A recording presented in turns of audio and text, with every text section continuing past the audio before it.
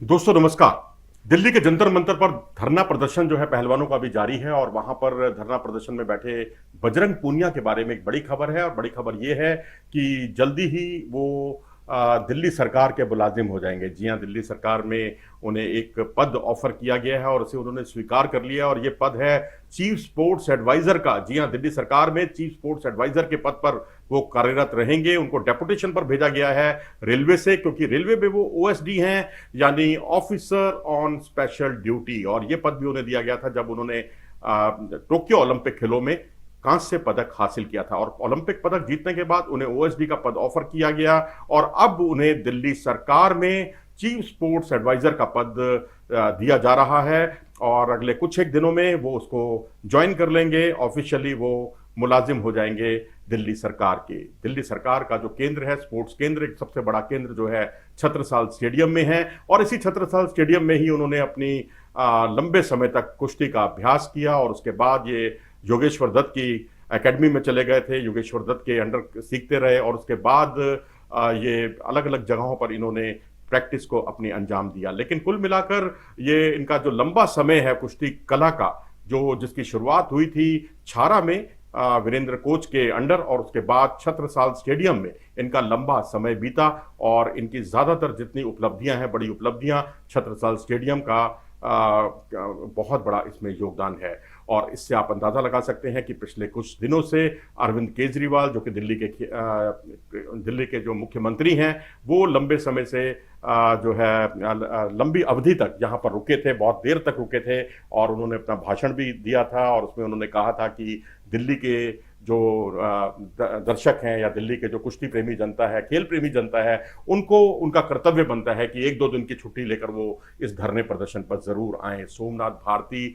जिन्होंने उनके लिए बेड वगैरह मुहैया कराया गया था, जिसको लेकर बहुत बड़ा बवाल मचा था कल रात, वो भी आम आदमी पार्टी से ही ताल्लुक रखते हैं। सौरभ भारद्वाज हैं और उसके अलावा आतिशी हैं, रीना गुप्ता हैं, ये सब लोग आम आदमी पार्टी से ताल्लुक रखते हैं। सुशील गुप्ता भी यहाँ आए थे, आम आदमी पार्टी के सांसद। तो अब यहाँ सवाल उठता है कि रवि दहिया, जिन्होंने ओलंपिक में सिल्वर मेडल हासिल किया था, जहां बजरंग पूनिया को कांस्य पदक हासिल हुआ था, वो भी दिल्ली सरकार में असिस्टेंट डायरेक्टर के पद पर कार्यरत हैं। पहले वो भी रेलवे में काम करते थे, लेकिन वो जैसा पता चला है कि वो रेलवे छोड़कर दिल्ली सरकार में आए थे और यहाँ पर उन्हें असिस्टेंट डायरेक्टर का पद दिया गया था। इसके अलावा हम आपको ये भी बता दें कि जितने भी रेलवे के मुलाजिम हैं या रेलवे के जो खिलाड़ी हैं, उनको रेलवे इस मामले में काफ़ी उदार रहा है। उन्हें जहां ज़रूरत होती है खेलों से संबंधित उनके किसी भी कर्मी की, उसको वो डेपुटेशन पर भेजने में कोई पीछे नहीं हटता।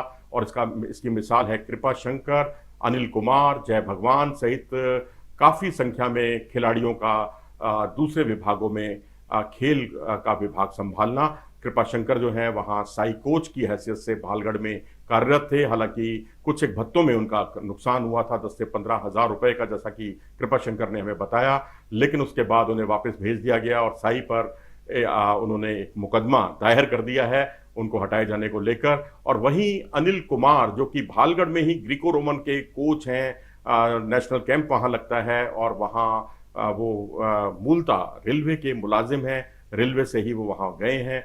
और जय भगवान, एक तीसरा नाम, जो कि अजमेर में जिनकी पोस्टिंग है, सीटीआई हैं, और गुरु हनुमान अखाड़ा, जिसका योगदान रहा, जिसमें सतपाल करतार, जगमिंदर, प्रेमनाथ, सुदेश जैसे बहुत से पहलवान यहाँ से तैयार हुए और वो उस अखाड़े में वो कार्यरत हैं बतौर साई की जो स्कीम है उसके तहत वो गुरु हनुमान अखाड़े में पहलवानों को कुश्ती के गुर सिखाते हैं। तो अब जाहिर सी बात है कि अब बजरंग पूनिया छत्रसाल स्टेडियम, जो कि उन्हीं का केंद्र रहा जहां से वो कभी प्रैक्टिस किया करते थे, अब उसी केंद्र में वो एक अधिकारी के तौर पर, चीफ स्पोर्ट्स एडवाइजर के तौर पर काम करेंगे। आप क्या सोचते हैं, कितना फर्क आएगा छत्रसाल स्टेडियम की व्यवस्था में उनके आने से? अपनी राय हमें कमेंट सेक्शन में जरूर दें। अगर आपको ये वीडियो पसंद आया हो तो इसे लाइक करें और चैनल को सब्सक्राइब भी करें। नमस्कार।